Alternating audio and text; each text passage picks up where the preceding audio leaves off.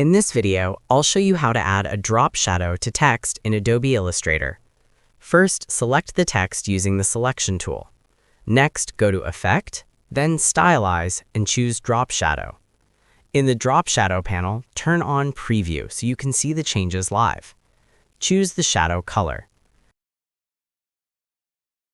Set the blending mode to normal.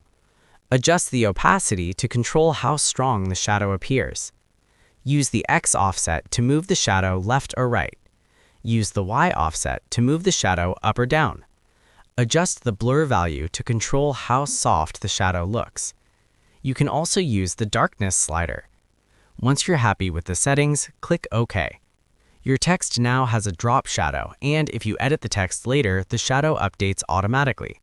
That's it. You've successfully added a drop shadow to text in Adobe Illustrator. If this tutorial helped you out, make sure to like and subscribe for more helpful guides. And if you found real value in it, a super thanks would be greatly appreciated. Feel free to reach out if you encounter any issues during the process. If this video helps you out, please leave a like and subscribe. Comment below if you have any questions. If you need further assistance, consider hiring a professional using the link in this video below.